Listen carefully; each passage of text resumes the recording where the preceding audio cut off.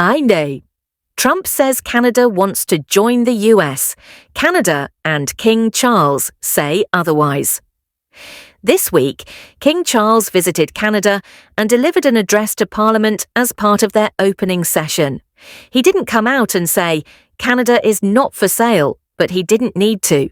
The message was clear. Canada is Canada.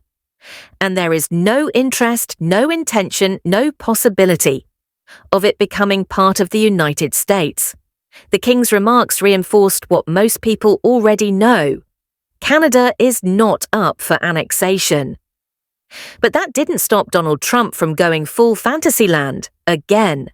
Shortly after the King's address, Trump made an absolutely unhinged statement. He claimed, I told Canada, which very much wants to be a part of our fabulous Golden Dome system, that it will cost $61 billion if they remain a separate but unequal nation, but will cost $0 if they become our cherished 51st state. Let's pause right there. Separate but unequal.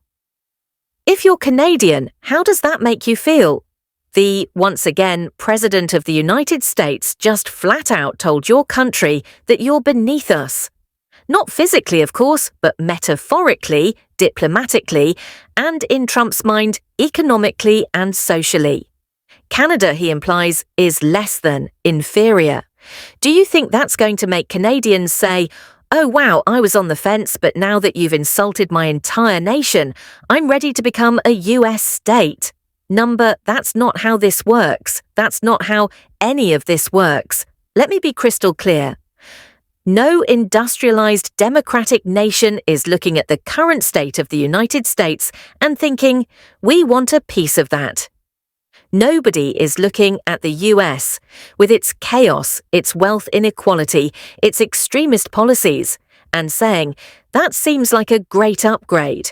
Constant economic uncertainty, tax cuts for billionaires while working families struggle, rolling back protections for women, LGBTQ+ people, and minorities, an increasingly hostile political culture, book bans, anti-democracy rhetoric, a healthcare system that bankrupts people. Who's signing up for that? Certainly not Canada. In fact, if you look at recent Canadian elections, it's obvious that Canada is actively choosing a different path. Their electorate is moving away from American-style governance. Their system isn't perfect, but it's still a functioning democracy, and they're trying to keep it that way. And here's the more serious issue. Trump either believes this nonsense or he knows it's nonsense and doesn't care. Which one is worse? Hard to say. This Golden Dome system he's referring to, it's a made-up, unnecessary and largely mocked defense concept that even the US military has dismissed as irrelevant. But that doesn't stop Trump from claiming Canada is itching to join. He is either so delusional that he thinks Canada is actually considering US statehood, or ain't so manipulative that he's just making it up because he knows his MAGA base will believe anything he says. And unfortunately, that's exactly what's happening. Right now, there are probably millions of MAGA followers who believe Canada is seriously considering joining the US because Trump said so. And where's the mainstream media? Mostly shrugging if they're covering it at all. The lie gets oxygen, and the correction, if it even comes, gets buried. This is how disinformation works.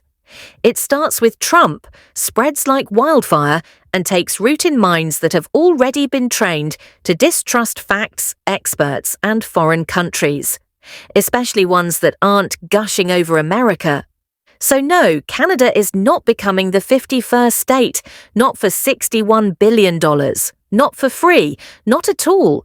Canada isn't interested. King Charles made that implicitly clear. Canadian voters make it clear every election. And anyone with an ounce of common sense knows this is absurd. But Trump doesn't deal in reality. He deals in delusion.